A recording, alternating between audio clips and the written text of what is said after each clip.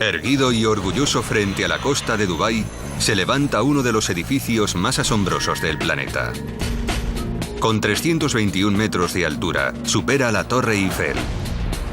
Es el hotel más alto del mundo y seguramente el más lujoso. Una estructura diseñada para asombrar. Su nombre, Burj Al Arab, significa la Torre Árabe.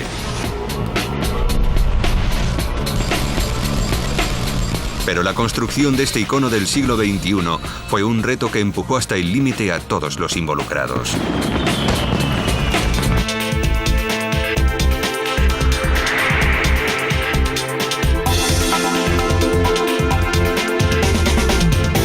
Superestructuras, el Palacio de Ensueño de Dubái.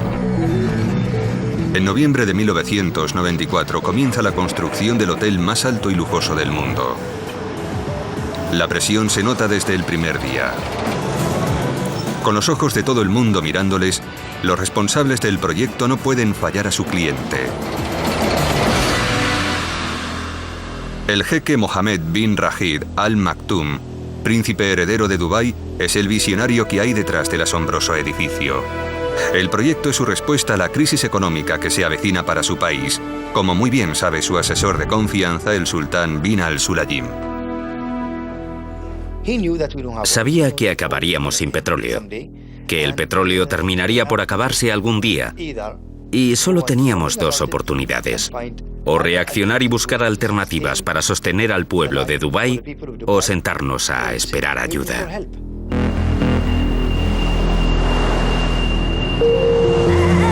Hace solo 50 años, Dubái era un país pobre y polvoriento, poblado por buceadores de perlas, mercaderes costeros y beduinos.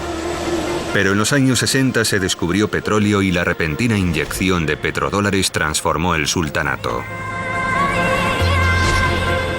Pero los geólogos prevén que el petróleo se acabe en 2016. La buena vida podría acabarse tan rápido como surgió, en cuanto los pozos se sequen. La respuesta a la supervivencia económica de Dubái se halla en su geografía. El diminuto emirato del remoto Golfo Pérsico ocupa una superficie que apenas dobla la de Londres. Pero dispone de 3 recursos sin explotar: sol, arena y mar. Y el jeque Mohammed tomó una decisión crucial para evitar la debacle económica futura del emirato: transformar su país en uno de los destinos turísticos más exclusivos del mundo. Un refugio para los ricos del Golfo Pérsico.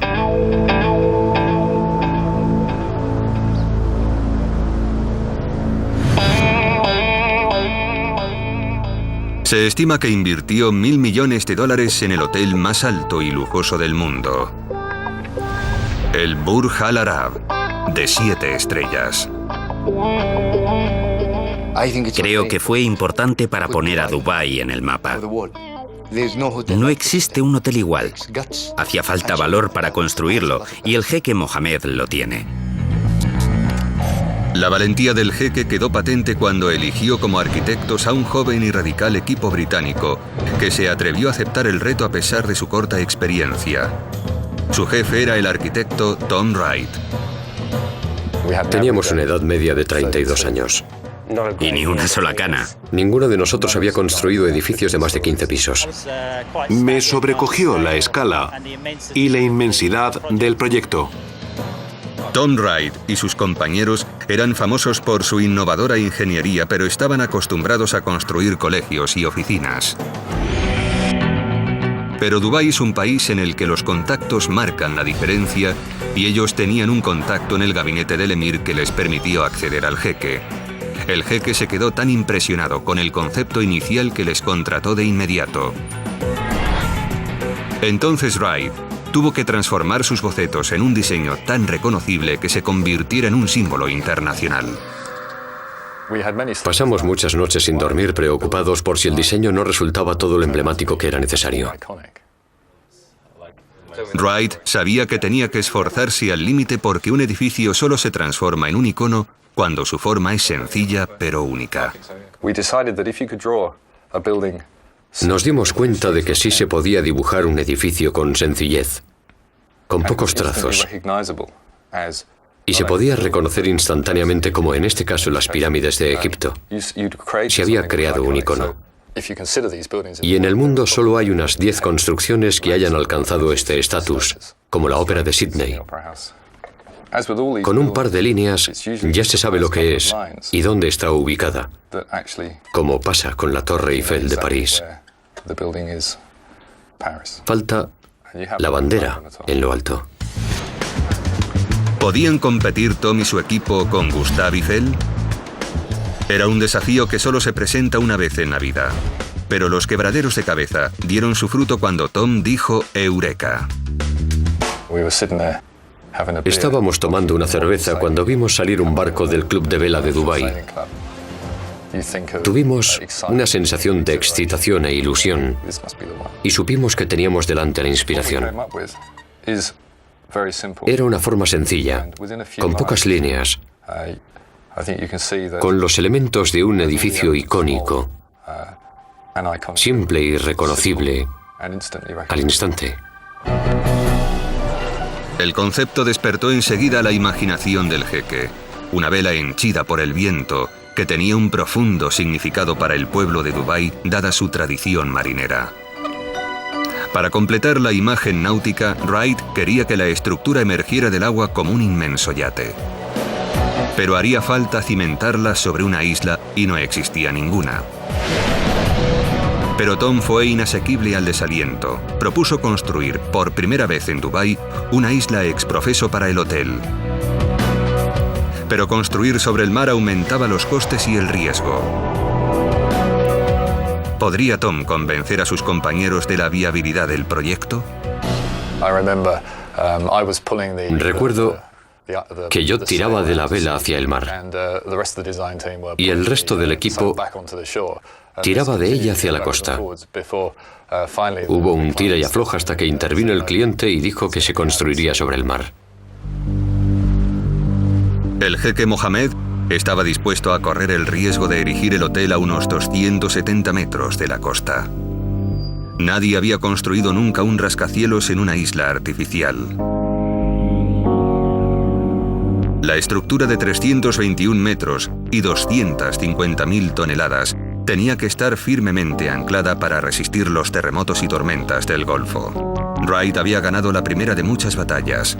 La torre se edificaría sobre el mar, pero su negativa a desviarse de su visión obligaría a sus compañeros a traspasar las barreras de la ingeniería.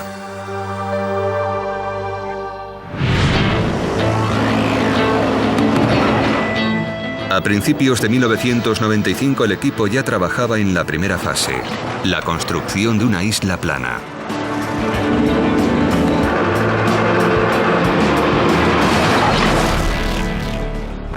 Pero los inexperimentados arquitectos estaban a punto de sufrir las inclemencias del clima de Dubái. El 27 de abril, un shamal, una potente tormenta, barrió las costas del Golfo con brutalidad. En su trayectoria encontró un grupo de barcazas de construcción cargadas con 10.000 toneladas de roca cada una.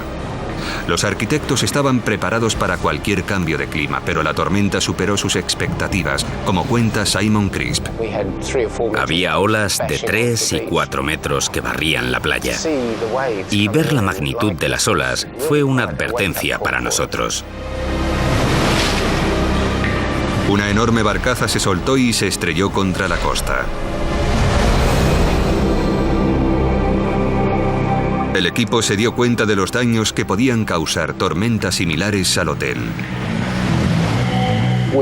Fue una demostración de la fuerza que tienen las aguas del Golfo Pérsico cuando se enfurecen. La decisión de los arquitectos de exponer la estructura a esas fuerzas pudo haber tenido graves consecuencias. Los ingenieros tendrían que luchar para construir una isla plana capaz de resistir la furia de la naturaleza.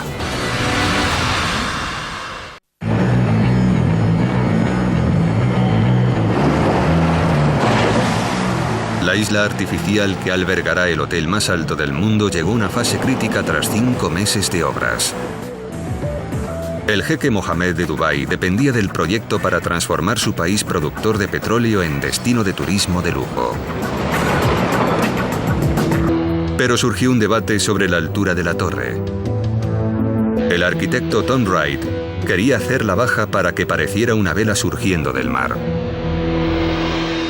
Discutimos mucho sobre la altura de la isla. Desde el punto de vista del diseño, yo quería que la gente estuviera cerca del mar. Tuvo que enfrentarse desde el principio a Mike McNicholas, responsable de la seguridad de la isla. Tom quería que la isla fuera lo más baja posible, que estuviera pegada al mar, pero a mí me preocupaba más la protección de la isla. La mayor preocupación de Mike era que las olas dañasen el hotel o arrastraran a la gente al mar.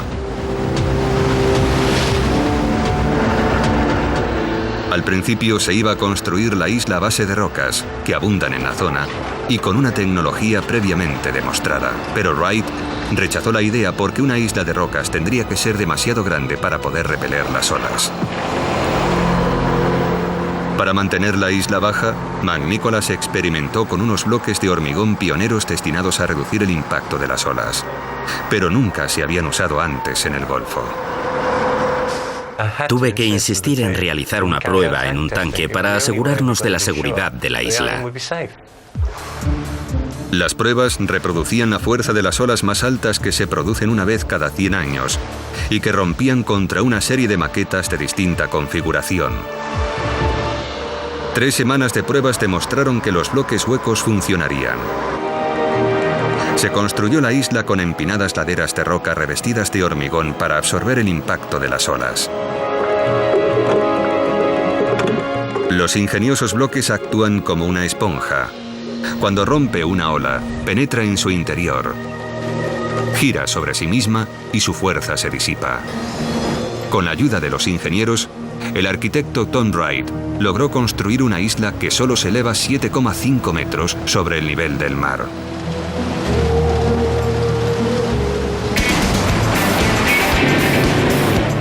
Entonces se comenzó la segunda fase de la obra. Se insertaron en el suelo del centro de la isla pilotes de acero de 20 metros de largo para crear un encofrado triangular de acero que constituiría el exterior del sótano del hotel una vez vaciado su interior de arena.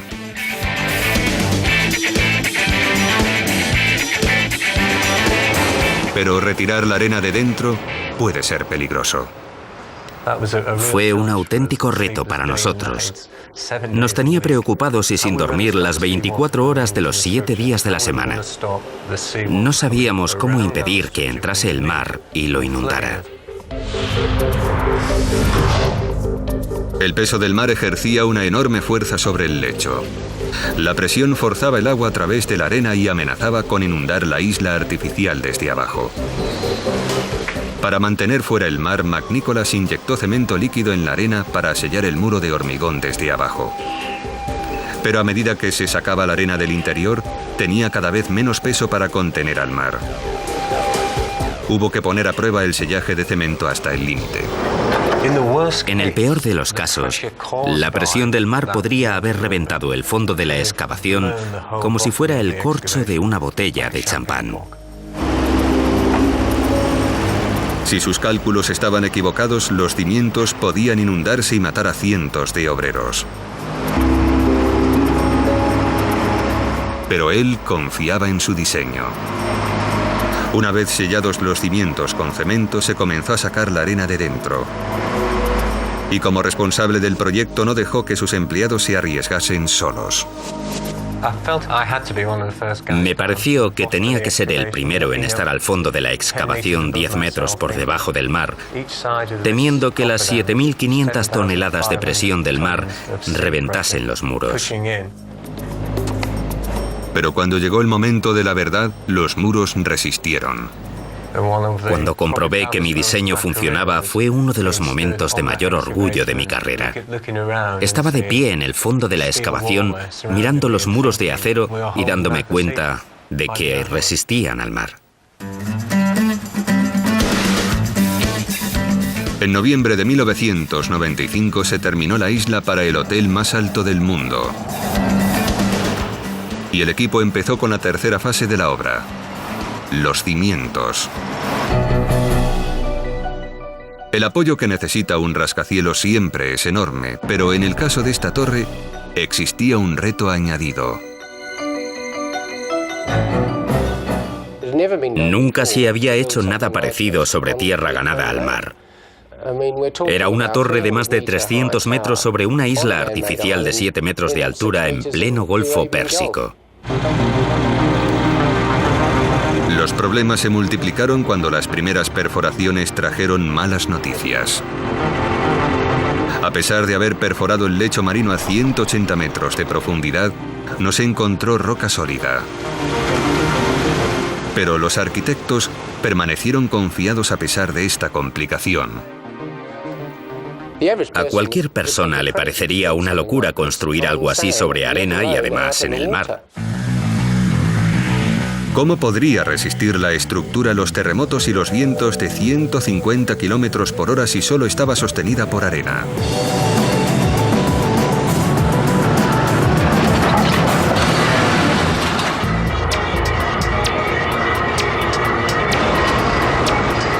Los obreros se prepararon para colocar los cimientos de la torre en una isla artificial a 270 metros de la costa de Dubái. Pero debajo no había un lecho de roca para sostener el rascacielos. El plan de los arquitectos consistía en sostener la torre mediante pilotes de acero y hormigón reforzado insertados a gran profundidad en la arena. Pero, ¿qué impediría que se hundiera la estructura?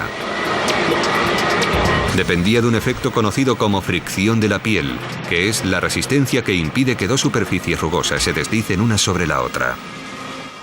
La fricción de la piel, en este caso, se producía entre la arena y la superficie del pilote. Y cuanto más largo y profundo es el pilote, mayor es el efecto. Voy a demostrarlo golpeándolo. Con los primeros impactos, se mueve enseguida, pero luego se queda rígido. Y no lo estoy golpeando con más o menos fuerza. Es que la fricción de la piel está empezando a surtir efecto. Una vez que la fricción entre el pilote y la arena equivale a la carga del martillo, el pilote se detiene. Pero el plan de Crisp solo funcionaba si la arena era lo bastante compacta para crear resistencia alrededor de los pilotes. Por ello hubo que recabar muestras de arena y enviarlas en contenedores sellados para ser analizadas. Si la arena resultaba estar demasiado suelta, los pilotes que sostendrían el edificio podrían venirse abajo. Y la geografía de Dubái ofrece motivos de preocupación. Se halla sobre una gran falla, por lo cual es proclive a los terremotos.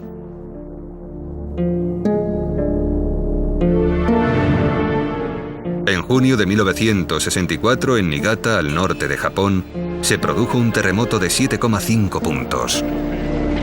Como era una zona de suelo arenoso, bloques de pisos enteros se vinieron abajo.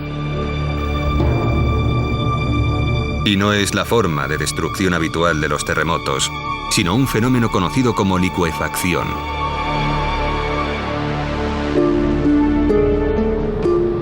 Cuando se agitan los granos de arena suelta, se rellenan las bolsas de aire. La arena se compacta y ocupa menos espacio.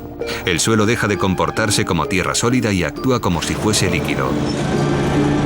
En esa clase de arena cualquier edificio podría desmoronarse. Sin embargo, cuando llegaron los resultados de las pruebas, hubo una buena noticia. En el fondo había arena compacta y calcificada. No existía amenaza de licuefacción, pero los cimientos tenían que ser lo bastante profundos para que la fricción los sostuviera. Como no queríamos arriesgarnos, alargamos los pilotes otros 8 metros. Crisp colocó pilotes un 20% más largos de lo previsto.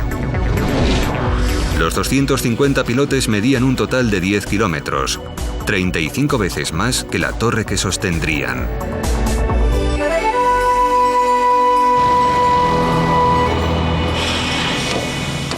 El edificio tenía que resistir lo peor que pudiera producirse en el Golfo. El hotel tiene esbeltas paredes de hormigón que no son capaces de resistir a los elementos por sí solas. Para mantenerlas firmes frente a vendavales y terremotos, los arquitectos diseñaron una solución visualmente espectacular, una gigantesca estructura exterior conocida como exoesqueleto. Una serie de grandes cercas diagonales sujetan dos enormes arcos de acero a la columna del hormigón de detrás del hotel. El diseño de Wright hace único este edificio. Pero las grandes cerchas diagonales supusieron un infierno para Anthony McCarter, el ingeniero que tuvo que diseñarlas. Me provocaron 4 meses de angustia, noches sin dormir, preocupaciones y ansiedad. Tenían que ser muy fuertes para sujetar el exoesqueleto, pero su estética también era vital. Resultaba crítico que las diagonales fueran elegantes y bellas, porque eran muy visibles.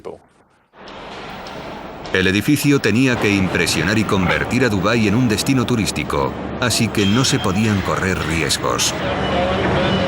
Tenía que acudir a Tom y presentarle distintas opciones. Recuerdo que una vez le presenté 7 posibilidades y me tumbó una detrás de otra. Al final, McCarter encontró una solución estructuralmente fiable y a la vez hermosa que encajaba con la visión de Wright, pero que a su vez le provocó pesadillas a Malcolm Murphy, el constructor. Está muy bien que el arquitecto haga diseños bonitos, pero luego hay que construirlos. Encontró una fábrica a 15 kilómetros de la obra capaz de soldar las cerchas, cada una de las cuales medía más que un Airbus A380 y pesaba más que 20 autobuses de 2 pisos. Soldarlas en la fábrica era la parte más fácil. Lo difícil era transportarlas, ya que cada una pesaba 165 toneladas y medía 85 metros. Nos enfrentamos a un desafío increíble. Nadie había transportado nunca nada parecido en Dubái. Pero Murphy no se dio por vencido. Trajo uno de los mayores vehículos de transporte del mundo, una bestia con 80 ruedas, que viajó hasta la obra a un ritmo de 6 kilómetros por hora. La policía tuvo que cerrar las carreteras y retirar los semáforos para que pasara. Y cuando llegó la obra, los constructores se encontraron con el siguiente obstáculo. Las cerchas de 165 toneladas tienen que ser izadas hasta su sitio. El arquitecto se negó a que las partiésemos en 3, como queríamos, porque por estética no quería que existieran soldaduras. Así que hubo que encontrar la forma de izar enteras las cerchas a una altura de 200 metros, el doble que la Estatua de la Libertad. Tuvimos que meditarlo mucho, porque ni siquiera las 3 grúas gigantescas que teníamos nos servían para ello. Murphy tuvo que irse más lejos a buscar una solución y se trajo a un especialista en levantamientos de Singapur. Su equipo empleó cabestrantes, como las que se emplean en las plataformas petrolíferas, colocadas en lo alto de unos voladizos a 15 metros del edificio, y sujetaron los extremos de las cinchas con cables de 225 toneladas de resistencia. La mañana en que izamos la primera estábamos nerviosísimos. Esa semana 30 o 40 personas pasaron varias noches sin dormir preparándose para el primer izamiento. Los 2 enormes cabestrantes resistieron el tirón e izaron lenta y laboriosamente la enorme plataforma por un lateral del edificio. Salió todo según lo planeado, pero Murphy y su equipo tuvieron que enfrentarse a un reto final, ya que las cerchas llevaban aparejada una complicación más. Había que colocarlas en su sitio con una precisión exacta, pero Dubái tiene un clima con variaciones de temperatura de hasta 14 grados en un mismo día, lo que provocaría la contracción y expansión de las cerchas, un problema conocido como expansión térmica. Es la pesadilla de cualquier trabajador del acero, trabajar en el desierto a 50 grados. El acero se expande con el calor y se contrae con el frío. Vale, encendedlo ya. Vamos a calentar el acero para darles una idea del efecto de las temperaturas del desierto. El calor hace que las moléculas se muevan más rápido y vayan más lejos, y la longitud de este tubo de 15 metros crece visiblemente. ¿Qué os había dicho? El acero se expande con el calor. Las cerchas diagonales de la torre podían expandirse y contraerse hasta 5 centímetros en 24 horas.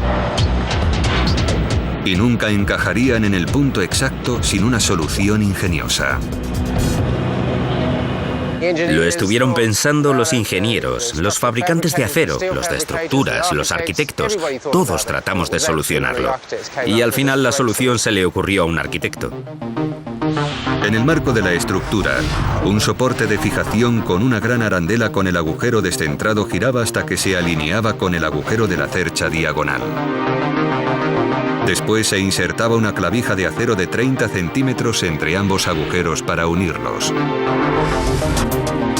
Este inteligente mecanismo proporcionó al equipo los 5 centímetros de margen necesarios para instalar y fijar las cerchas en su sitio. Cuando colocamos la clavija, descorchamos botellas de champán. Fue increíble. Pero no había tiempo para celebraciones porque los primeros invitados, los más importantes, llegarían antes del año 2000, con lo cual solo disponían de 36 meses para finalizar la obra. La visión del jefe Mohamed significaba que teníamos que terminarlo no para mañana, sino para ayer.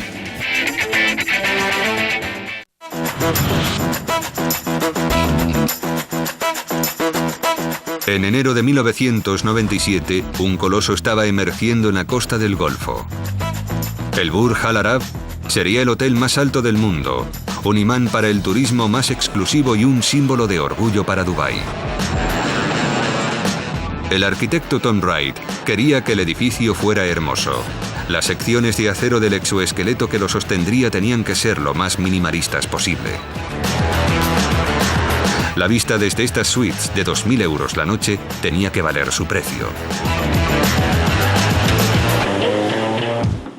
Cuando estás en una habitación mirando por las ventanas te lo encuentras delante, así que tenía que tener unos detalles excepcionales y estar bien colocado. Pero surgió un problema. Si el exoesqueleto era demasiado ligero, los vientos que soplan a 300 metros sobre el Golfo podían afectar al edificio. Y si la estructura fuera demasiado robusta, afectaría a la elegancia del diseño en forma de vela. Una vez más, Wright chocó con los ingenieros que velaban por la seguridad de la torre. Cuando se diseña por primera vez un edificio más alto que la Torre Eiffel, hay que asegurarse de hacerlo bien.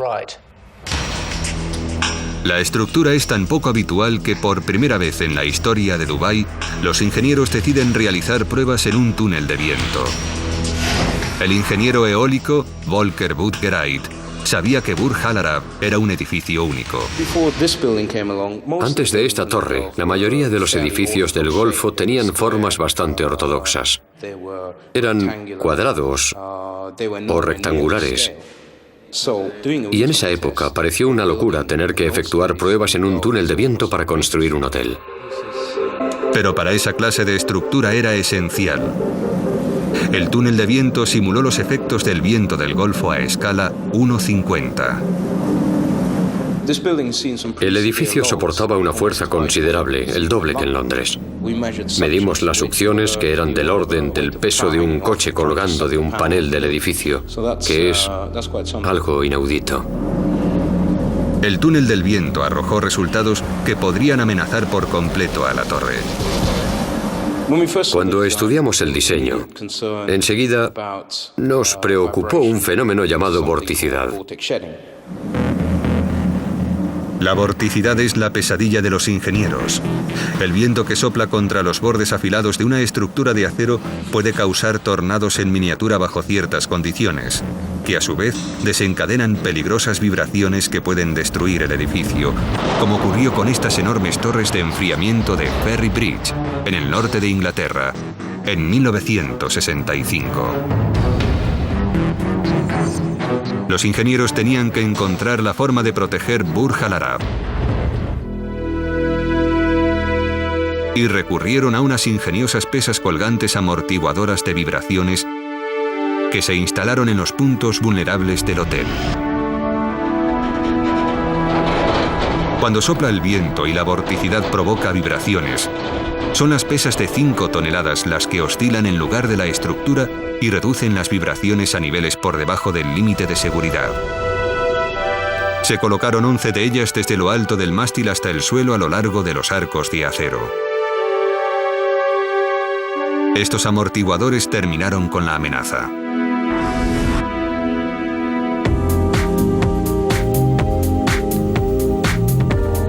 En junio de 1997, Dubái seguía reinventándose como destino turístico de lujo.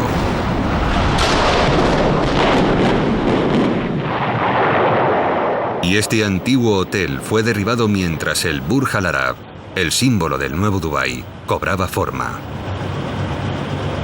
30 meses antes de la fecha límite se comenzó a construir el mayor reto para la ingeniería. El jeque Mohammed quería asombrar al mundo y para ello se diseñó un restaurante que parecía suspendido del cielo.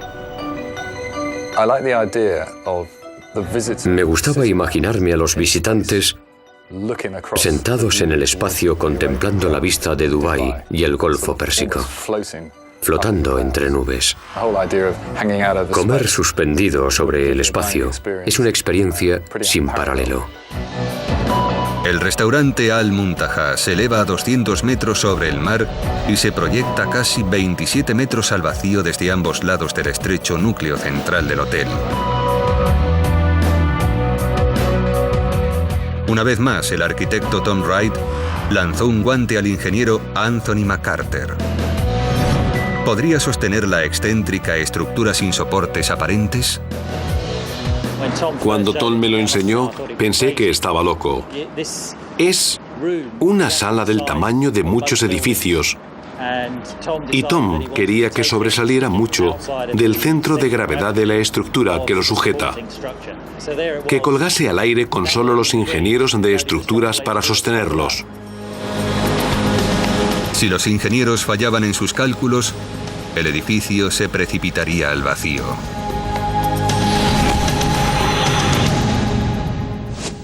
McCarter encontró una solución para desafiar la gravedad que superó los límites de la ingeniería. En el núcleo del hormigón de la espalda del edificio insertó una serie de soportes de acero llamados incrustaciones, de los que irradian 10 enormes vigas de acero de hasta 1,6 metros de alto. Las vigas formaron la base del suelo de acero rígido. Las alas exteriores se sujetaron a la base y después se revistieron de aluminio y cristal. Era una estructura que desafiaba la gravedad y aguantaría vientos de hasta 160 kilómetros por hora. Era un triunfo de la ingeniería. Pero ya se habían consumido 4 de los 6 años del proyecto y nadie podía permitirse aminorar la marcha. Era un programa implacable, con 24 horas de trabajo y reuniones diarias a las 6 de la mañana. Vivíamos, dormíamos y respirábamos con el edificio. Era un reto diseñarlo y construirlo en el plazo oficial. El hotel se iba a inaugurar para celebrar el año 2000 y solo faltaban 2 años. Los medios de comunicación mundiales querían comprobar si el hotel ofrecía lo que el jeque prometía y si se acabaría a tiempo. Y la única forma de terminarlo era comenzar a decorar su interior mucho antes de acabar su exterior. En un clima templado no plantearía problemas, pero en Dubái se alcanzan los 49 grados con una humedad del 100%. Y en esas condiciones no se puede trabajar en detalles delicados como el pan de oro, la seda y la madera tallada.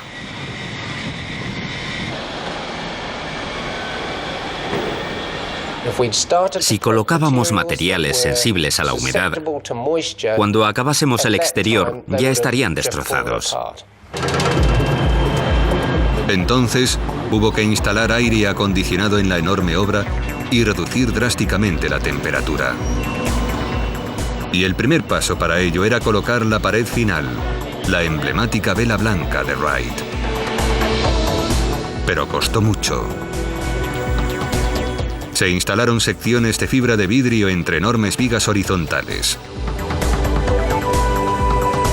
La superficie se forró de teflón para protegerla de la suciedad y la arena, con lo que el Burj Al Arab batió otro récord, el de mayor pared textil del mundo.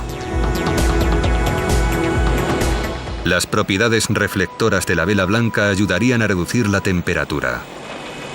Pero los constructores tenían que encontrar la forma de meter camiones en el edificio sin que entrase aire caliente del desierto. La solución fue instalar una esclusa de aire enorme, en la que los camiones entraban y hacían una pausa mientras se cerraban las puertas exteriores y se abrían las interiores.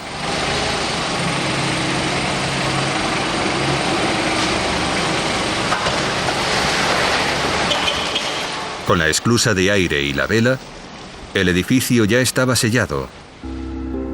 Pero enfriar un espacio tan grande en obras supuso todo un desafío.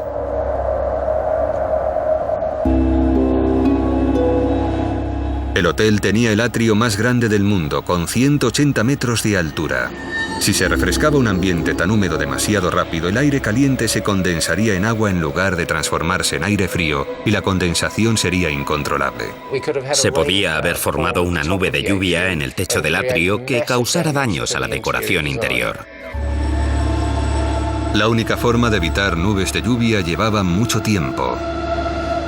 Se podría encender el gigantesco sistema de aire acondicionado poco a poco y refrescar el interior apenas 1 grado menos por día. Pero dadas las prisas, resultaba penosamente lento. Empezamos a refrescar el edificio en junio de 1998 y no acabamos hasta diciembre. Por fin, se podía empezar a decorar el interior. Pero la búsqueda de un decorador digno de un jeque retrasó aún más el proyecto. Quang Chu, que ya había trabajado para el sultán de Brunei, sabía cómo satisfacer a la realeza. Fue una gran noticia que accediera a decorar el hotel más lujoso del mundo con 202 suites palaciegas y un atrio de 180 metros. Pero solo tenía 2 años para diseñar y completar la decoración antes de que llegasen los primeros huéspedes.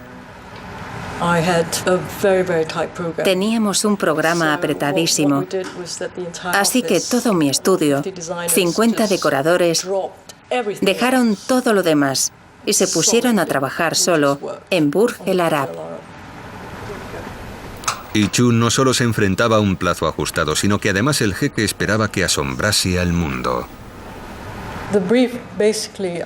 Nos encargaron que diseñásemos algo que no se hubiera diseñado nunca, ni nunca se volviera a diseñar. Quang Chu y su equipo se pusieron a diseñar interiores que encajasen con la ambición del jeque. Pero con la decoración ya avanzada surgió un problema. El jeque decidió ofrecer a sus huéspedes todos los aparatos electrónicos posibles en sus suites, lo que podría acarrear peligrosas consecuencias. Y fue a un nuevo miembro del equipo, el ingeniero Rob Roos, a quien le tocó resolver el problema. Hubo que rediseñar al completo la decoración porque el nuevo requisito imponía una potencia eléctrica un 50% superior. Los nuevos planes del jeque exigían que cada suite dispusiera de 14 kilovatios, 8 veces más que el hogar europeo medio. La electricidad de las 202 suites serviría para abastecer a un pueblo de 6.000 habitantes. Y el hotel estaba decorado con cortinas eléctricas y 52.000 lámparas, casi todas ellas con regulador de voltaje. Se necesitaron más de 5.000 kilómetros de cables eléctricos. Además, tanta electrónica podía interferir en la onda de la corriente eléctrica y crear un problema conocido como distorsión armónica, que podía fundir el aislamiento de los cables y provocar un incendio. Era algo que no se podía permitir y hubo que solucionarlo. Para ello, hubo que elevar la ingeniería eléctrica a un nuevo nivel. Se diseñó un sistema de filtro armónico que detectaba la corriente eléctrica y enviaba una corriente refleja para contrarrestarla. Se llama antifase y actúa como el ruido que afecta a los auriculares. Se instaló en puntos claves del suelo por donde entraba la electricidad en el edificio. Nadie había intentado instalarlo nunca a esa escala. Fue la mayor instalación de filtros activos que se ha llevado a cabo en un edificio del mundo. Una solución de categoría mundial para un edificio de categoría mundial. En abril de 1999, el hotel más alto y lujoso del mundo estaba a punto de acabarse. Todos se apresuran a terminar sus cometidos a tiempo con la fecha límite, incluida la decoradora Quan Chu, que sigue trabajando a toda máquina. No celebramos la Navidad, ni la Semana Santa, ni ningún día de fiesta. Trabajábamos entre 50 y 60 horas a la semana. El jeque le había encargado que innovase, asombrara y maravillase a los huéspedes con un moderno palacio árabe. Y ella lo cumplió encargando 24.000 metros cuadrados de mármol italiano y brasileño, el equivalente a 3 campos de fútbol, además de 8.000 metros cuadrados de pan de oro para crear la sensación de lujo apropiada. Lo completó con arañas de cristal, telas con hilo de plata y terciopelo. Pero para el atrio más grande del mundo, tomó la radical decisión de utilizar decoración minimalista y dejar que la compleja arquitectura hablase por sí sola pintándola de blanco.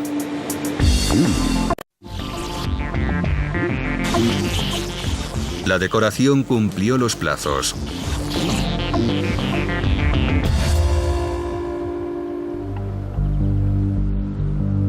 Y entonces llegó el momento de la verdad. El jeque visitó la obra para comprobar los resultados y emitir su juicio.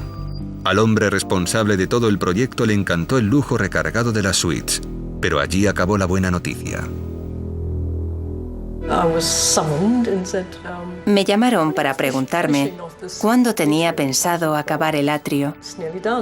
Les dije que ya casi estaba, y me dijeron que no, que le faltaba color. Al jeque no le gusta el estilo blanco del atrio. Es demasiado soso. No era brillante, no era colorista, no era rico, no entusiasma. Chu tuvo que rediseñar por completo el atrio en menos de 6 meses.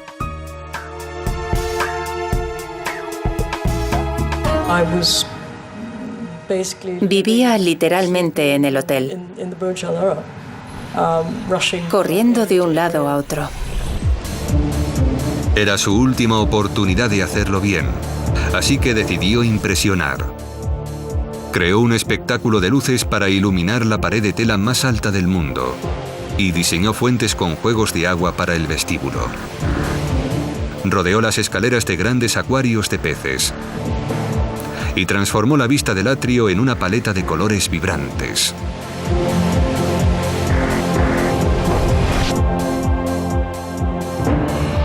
Todos contuvieron la respiración pensando si satisfacería al jeque. Era pura adrenalina. Estuve días sin dormir antes de la inauguración. La respuesta del jeque fue muy positiva. Le encantó cómo había quedado el proyecto. El jeque cree que ha sido un sueño hecho realidad, que ha logrado crear un hotel de 7 estrellas. En diciembre de 1999 se abrió las puertas a los primeros y millonarios clientes un mes antes de fin de año. El propio jeque acudió a presenciar la última puesta de sol del milenio desde lo alto de su torre.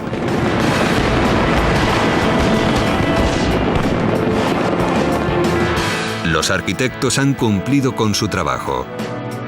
Todos los aspectos del icónico edificio son extraordinarios.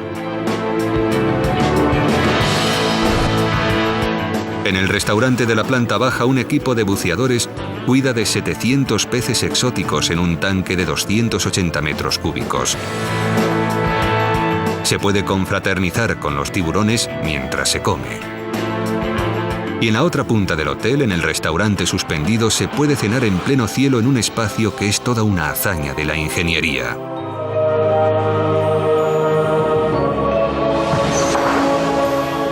Una espectacular combinación de fuego y agua recibe a todo el que entra en la torre. Alojarse aquí no es barato. La suite más cara cuesta $28.000 la noche. Y los clientes disponen de un helipuerto de 330 toneladas que se proyecta en el vacío a 200 metros sobre el nivel del mar. Cuando no lo usan Federer y Agassi como pista de tenis, es la forma más exclusiva de llegar al hotel más exclusivo del mundo. Ha sido el proyecto más importante de mi vida. Nunca me encontraré con otro igual. El triunfo de la ingeniería al crear la primera isla artificial de Dubái ha tenido amplio eco. Ha abierto el paso a proyectos aún más ambiciosos, como la original Palm Island, que se vendió en 3 días, o las World Islands.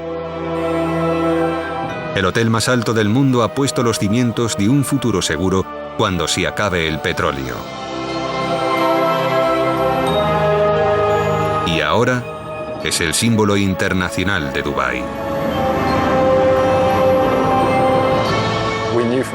Desde el principio supimos que teníamos la oportunidad de crear algo espectacular.